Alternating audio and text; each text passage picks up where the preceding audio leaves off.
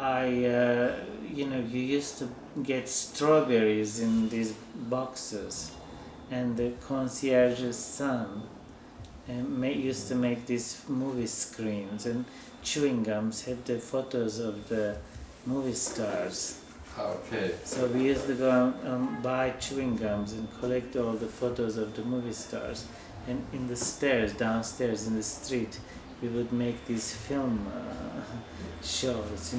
That's like how, this is like early remembrances.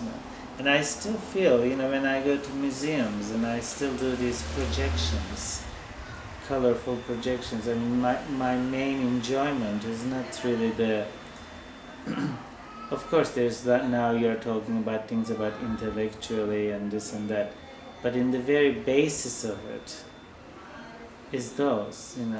I just love moving image, an imitation of life, and I just love all that.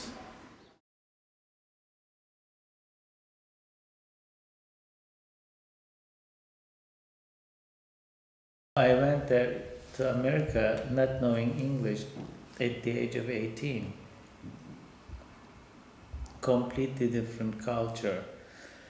And there was like no plans to coming back here in the foreseeable future. So I think it had an effect on me that, it was really a beginning of a completely new life. But it was a shock at the first impression, first moment, or it was a kind of liberation, changing your view? I think it was great. I mean, I don't know if it was a shock because I don't remember it anymore that far. But I think what I remember is that it must have been a liberation.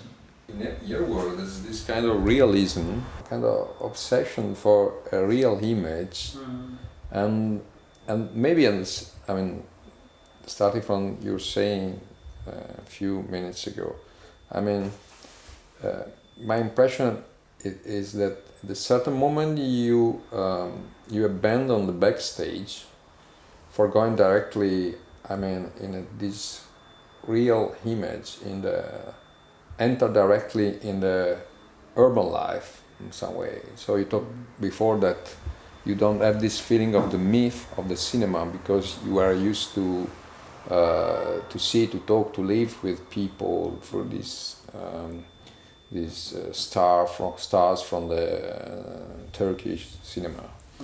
And so you are used to live in a kind of backstage. But maybe after Los Angeles and the Los Angeles experience, you have this feeling to be more realistic in some way, to have this kind of obsession with reality, and enter and passing through the backstage to the street space in some way. If we are talking about my concern in the art world, about fiction versus what is supposed to be real, or the construction of reality or construction of identity, that has more like to do again with the mechanics of filmmaking, because I always look at filmmaking as something that's very mechanical, and my films are my earlier art films, videos. Yes, they deal with certain important subjects and people, etc., but they are really comments, they are really studies of also about how this notion of documentary reality is constructed. And they are made so that this process can be seen and experienced. As reality can be constructed.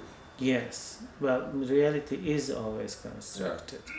Yeah. Strange space is it's not about the shock of modernity. That strange space is about the tension that exists today and the exportation of modernity and the premise of modernity, and the birth of the local modernity. And all these are causing the tensions, and also it's a timeless piece in the sense that this kind of crisis will always happen throughout history. Because universally, the hero has to be blind.